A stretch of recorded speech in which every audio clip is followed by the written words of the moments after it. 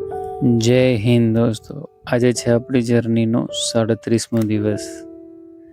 આજ પણ આપણે આપણા ટાઈમે ઉઠી અને આપણા કામ કરવા આવી ગયા હતા. એ છે ડાયટ કમ્પ્લીટ કરવાનું.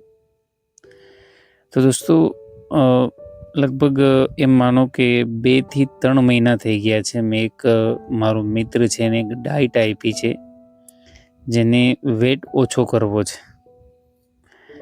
હવે આ સમય એવો છે કે એનાથી ડાયટ જે છે એ મેન્ટેન નથી થતી, કેમ કે લગભગ 3 મહિના થઈ ગયા છે અને એનો વેટ છે, એનું કહેવું એમ છે કે સ્કેલ છે નીચે નથી જતી, જે નંબર છે વેટના એ. એટલે મેં એને કીધું કે ભાઈ જે ડાયટ મેં તને આપી છે એ વેટ લોસ ડાયટ ઉપર બહુ ઓછો એમાં કહેવાય કે નજર રાખેલી છે. એ જે ડાયટ છે એક પ્રોપર મસલ બિલ્ડ ડાયટ છે. આ વાત મેં જ્યારે એને કરી ત્યારે એને જાણ થઈ કે આ એક ડાયટ છે, વેટ લોસ ડાયટ નથી બનતી, મસલ બિલ્ડ ડાયટ છે. તો આમ જોવા જઈએ દોસ્તો તો એની નજરે વેટ લોસ કરવું એ એક એના માટે એક પ્રોપર સોલ્યુશન છે, કેમ કે એનો વજન હાલમાં જ છે 98 કિલો વજન છે. પણ મેં એને એક જ વસ્તુ સમજાવી ભાઈ કે વેટ લોસ જે છે એની સિમ્પલ પ્રક્રિયા સમજવા માટે તારે વેટ લોસ કરતાં મસલ બિલ્ડ થાય એ સ્થિતિને પકડવી જોઈએ. કેમ કે ઘણી ફેરે આપણે એવું જોઈએ છીએ કે ઘણી ફેરે લોકોના માઇન્ડમાં પણ એવું હોય છે કે વેટ લોસ જે છે એ જ ખરેખર સાચો ઉપાય છે, કે વજન છે એ ઓછો થઈ જવો જોઈએ. પણ એવું નથી દોસ્તો. જો તમે ખરેખર વેટ લોસ કરવા માંગો છો તો વેટ લોસ સાથે સાથે મસલ બિલ્ડ પ્રક્રિયા છે એ પણ રાખો.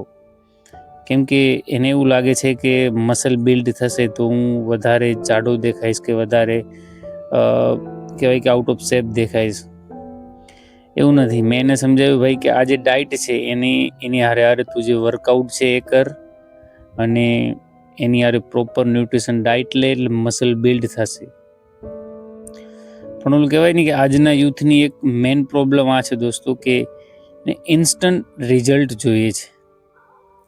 મેં એવું બને ઘણી ફેરે, કેમ કે મેં પણ જ્યારે ચાલુ કર્યું ત્યારે મને પણ એવું લાગતું હતું કે તરત બસ વજન ઓછો થઈ જવો જોઈએ, ગમે એ થાય, અને ખાસ કરીને પેટની ચરબી છે એ ઓછી થઈ જવી જોઈએ.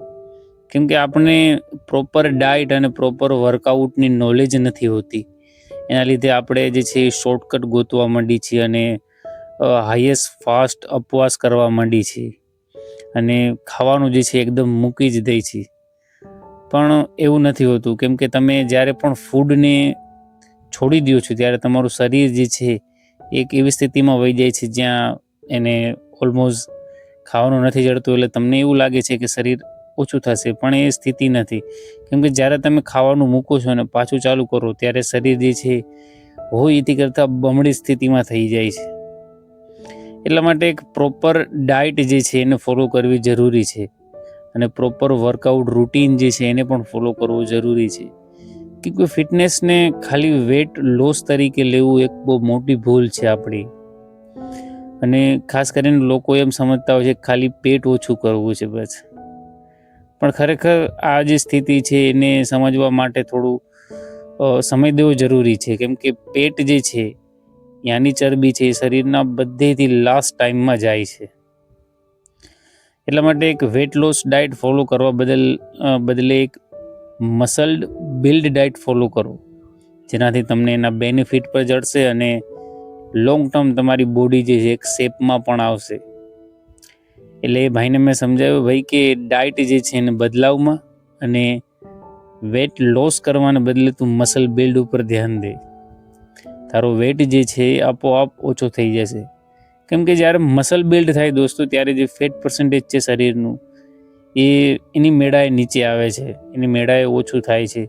હું ખુદ તમને મારી વાત કરું તો હાલમાં મારો વજન છે અટાડે 76 કિલો છે, અને ધીરે ધીરે હું પણ ફેટ લોસની પ્રક્રિયા ચાલુ છે મારી. આપણી જર્ની છે ફેટ લોસ તરફ જ જાય છે.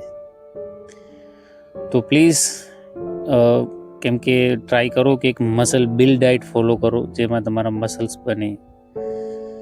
તો આજરોજ એટલું જ. આપણે જે છે આને વિસ્તારથી પણ સમજશે, થોડો ટાઈમ લાગશે. હું જરૂર આના વિડીયો પણ બનાવીશ. તો આજ માટે એટલું જ દોસ્તો. જય હિન્દ. અને જે પણ તમે ડાયટ ફોલો કરો છો પ્લીઝ એને સસ્ટેનેબલ રાખો અને એને ફોલો કરતા રહ્યો, કેમ કે રિઝલ્ટ જે છે એ લોંગ ટર્મમાં જ દેખાશે. તો ધેટ્સ ઇટ. જય હિન્દ દોસ્તો. આપણે મળશી કાલે.